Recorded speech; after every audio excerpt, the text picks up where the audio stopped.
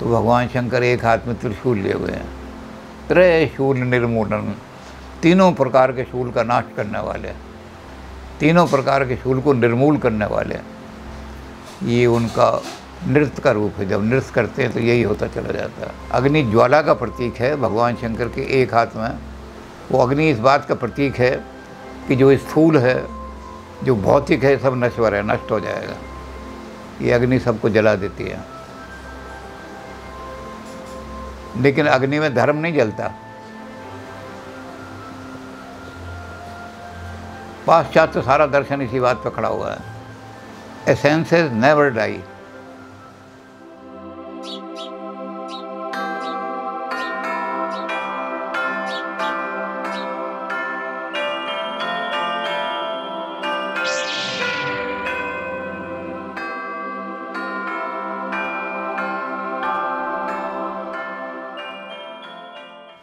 अच्छा गुरुजी, अलग अलग तरह के प्रश्न आते रहते हैं और बहुत सारी एक तरह से विविधता उसके साथ बनती चली जाती है, और आप भी उन सब प्रश्नों का जवाब देते चले जाते हैं। तो ऐसा ही एक प्रश्न कई देखने वालों ने पूछा है, वो है भगवान शिव के नटराज रूप के बारे में। तो उसके बारे में फिर कुछ आप बताएं। जो शिव के स्वरूप की आराधना करते हैं वो सारी दुनिया जानती है कि संसार के अंदर तांडव नृत्य केवल शिवजी ने किया है। तांडव गति मुंडन पर नाच त्रिपुरारी। त्रिपुरारी जो हैं वो तांडव की गति पर बड़ी से नाचते हैं। तो भगवान शंकर नटराज हैं, नाचने वाले हैं। और जब वो नृत्य करते हैं तो चारों ओर जितनी भी भयंकर चीज़ें हैं सबका नाश होता चला जाता है। जब सती का शरीर दाह हुआ, उन्होंने अपने पिता की अग्नि में अपने शरीर को जला दिया। तो शिव जी के जो गण थे उन्होंने शिव जी को आकर के कहा कि ऐसे ऐसे घटना हुई है। तो शिव जी बड़े क्रोध में आ गए और अपनी जटा उखाड़ करके उन्होंने बड़ी ज़ोर से जब पटकी तो उसमें से भयंकर एक व्यक्ति पैदा हुआ। शिव ने कहा, उसने कहा बताओ क्या आ गया है। उन्होंने कहा सती को जिन्होंने भस्म कराया उनको दंड देना है। और इन्होंने जा कर के सारा वो यज्ञ का भी ध्वंस किया। दक्ष का सिर काट करके यज्ञ में जो बलि चढ़ानी होती है वहाँ सिर दक्ष का सिर चढ़ा दिया। और वहाँ जो बड़े बड़े संत बैठे थे उनकी दाढ़ियाँ नोच नोच करके वो यज्ञ में आहुति दे दी। बड़ा भयंकर रूप है वीरभद्र का। फिर वो ऋषियों ने कृतकाएँ उत्पन्न की वीरभद्र को भगाने के लिए। तो इधर भगवान शंकर ने भी अपना रुद्र रूप धारण किया और वहाँ पर जाकर के सती को अपने कंधे पर डाला और उसके बाद नृत्य करने लगे चारों। और जब तांडव नृत्य करते हैं तो भयंकर है वो, तो नाश होता था। सारे देवता कांप गए। भगवान शिव जो हैं तांडव करते हैं, क्या होगा, प्रलय हो जाएगी अब तो। विष्णु से कहा, विष्णु ने कहा कि शिव जो हैं सती के मोह में पड़ गए हैं और जब तक सती उनके शरीर पर सती की बॉडी रहेगी वो शांत नहीं होंगे। वो प्रलय कर देंगे, प्रलयंकर। धरती फटेगी। तांडव जब होता है तो पहाड़ फटते हैं, धरती फटती है। विष्णु को ये काम सौंपा गया कि उनके शरीर से सती को अलग करो। कोई शिव के पास तो जाने की हिम्मत कर नहीं सकता, इतने भयंकर रूप में तांडव नृत्य कर रहे हैं।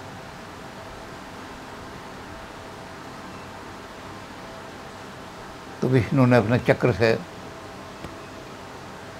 सती के अंग काटने शुरू किए। 52 जगह वो अंग शरीर सती के कट गिरे। वहाँ 52 शक्तिपीठ बन गए, क्योंकि भगवान शंकर का रूप महाशक्ति प्रलयंकर। तो ये 52वीं शक्ति के पीठ बन गए। और जैसे ही बामन पीठ बने और क्षति उनके शरीर से अलग हुई तो शिव जी अपने शांत रूप में आ गए, क्योंकि मोह दूर हो गया जिसके कारण से। तो इसलिए शिव जी को नटराज कहा जाता है, सारे नृत्य करने वाले। अब ये जो नटराज है ये उनका सौम्य रूप है, तांडव उनका भयंकर रूप है। नटराज में भगवान शंकर जो हैं वो कला के अधिष्ठाता हैं, नृत्य के अधिष्ठाता हैं। जब वो नृत्य करते हैं उनकी मुद्रा में सबसे पहली चीज़ ये होती है कि एक पैर उठा हुआ होता है। ये प्रगति का लक्षण है। भारतीय संस्कृति प्रगतिशील संस्कृति है, स्थिर खड़ी रहने वाली संस्कृति नहीं है। तो इसलिए जब भगवान शंकर का सौम्य नृत्य होता है तो एक पैर हमेशा ऊपर ही उठा रहता है, वो पैर आगे चलने का होता है। शब्द आर्य का मतलब ये होता है चलने वाला। आर्य का मतलब घूमने वाला, चलने वाला। तो आर्य संस्कृति कभी भी ऐसी संस्कृति नहीं है जो शिथिल होकर के या बासी होकर के या एक पौंड होते हैं ना, तालाब की तरह खड़ी हो जाए जिसमें दुर्गंध उड़ जाता है, वो नदी की तरह चलती रहती है, चलायमान है। ये भगवान शंकर का पहला रूप है। उसके बाद शंकर क्या करते हैं, जब तो एक हाथ में डमरू उठाते हैं, सारी भाषाएं इससे उत्पन्न होती हैं। भगवान शंकर वाणी के भी देवता हैं। जितने भी हर्फ हैं, जितने भी शब्द हैं, वो शब्द भगवान शंकर के डमरू से निकलते हैं। तो भगवान शंकर वाणी के देवता डमरू बजाते हुए निकलते हैं।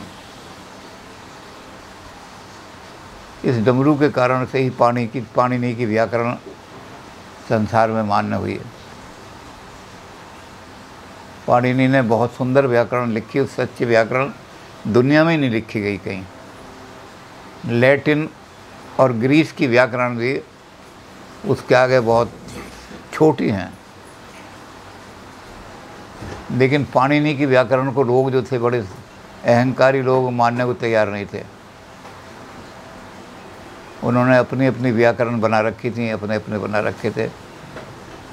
उनका अपना जो ट्राइब था, जितना उसी को समझ पाते थे, दूसरा कोई समझता ही नहीं था। तो पाणिनि बड़े दुखी होकर के कि मैंने इतनी मेहनत से व्याकरण बनाई है, इसके सूत्र तैयार किए हैं, तो उन्होंने कहा मैं कैलाश पर्वत पर जाके भगवान शंकर के सामने समर्पित कर दूंगा और इसको फेंक दूंगा। भगवान शंकर को व्याकरण दिखाई और भगवान शंकर ने देखा कि तो बहुत शुद्ध व्याकरण है। तो खड़े हो गए डमरू लेकर के, डमरू बजाना शुरू किया। घन गंभीर भयंकर इतनी ध्वनि निकली उससे। जब वो दाईं तरफ पड़ता था डमरू का डम, तो पिंगल भाषा निकलती थी, संस्कृत। और जब वो बाईं तरफ पड़ता था बिम, तो जो द्रविड़ भाषाएं जिसको तमिल कहते हैं निकलती थी। तो उन्होंने डमरू छंद निकलने शुरू हुए, सूत्र निकलने शुरू हुए। उन्होंने कहा कि अब तुम जाओ इसे लेकर के, जो तुम्हारी व्याकरण के अनुसार नहीं बोलेगा उसकी वाणी मूक हो जाएगी, कोई समझेगा ही नहीं उसकी वाणी। तो इस तरह भगवान शंकर का जो नाद है, नाद के सृष्टि करने वाले भगवान शंकर हैं, ये डमरू है। फिर जब चलते हैं तो एक हाथ में भगवान शंकर के अग्नि है। अग्नि का क्या गुण है? अग्नि का गुण ये है कि स्थूल तो उसमें जल जाता है, धर्म नहीं जलता उसमें।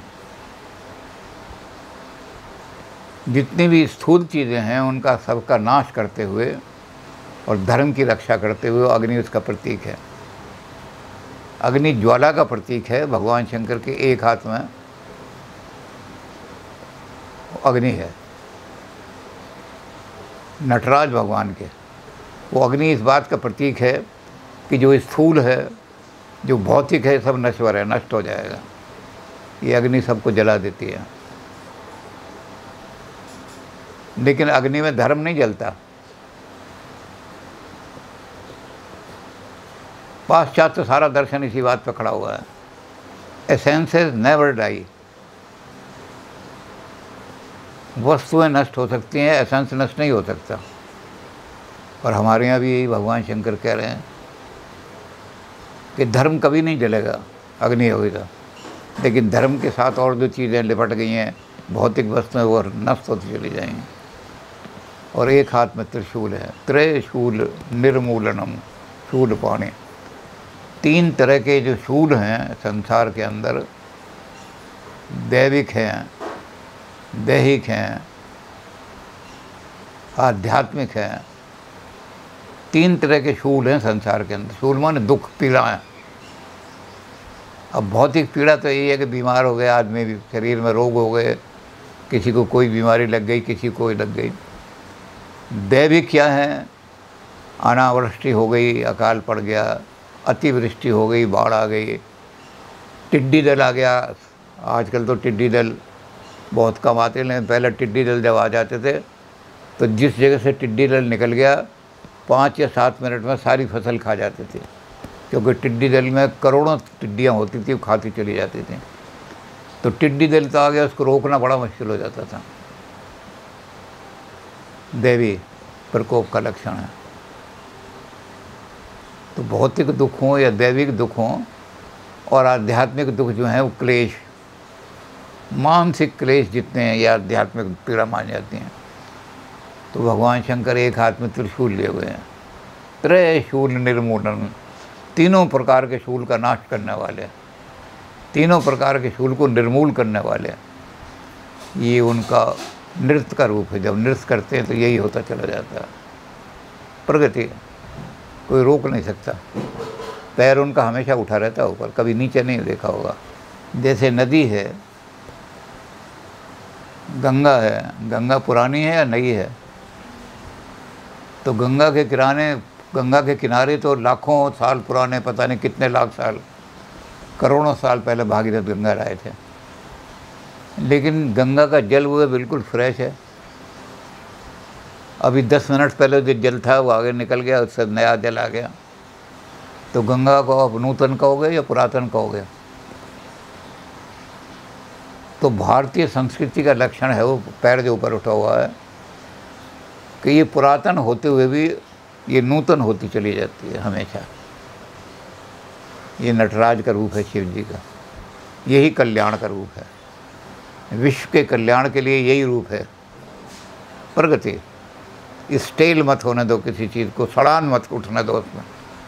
जब आपकी संस्कृति स्थिर हो जाएगी तो उसमें सड़ान पैदा हो जाएंगे, अंधविश्वास, डॉगमा, ऐसी सारी चीज़ें पैदा हो जाएंगी। और अगर वो चलती रहेगी तो सब साफ होती रहेगी आगे से।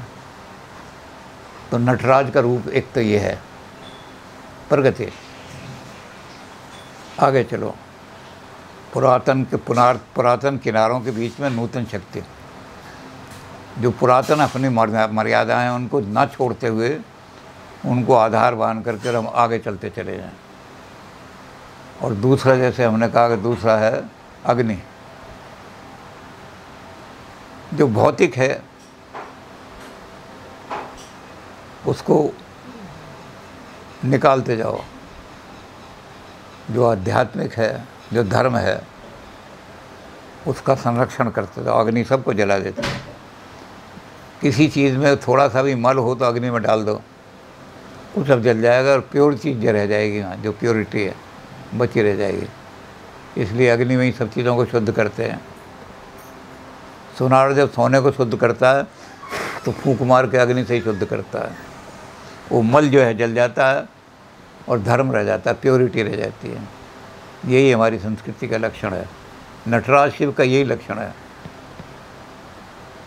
जो इम्प्योर है वो नष्ट होता चला जाता है,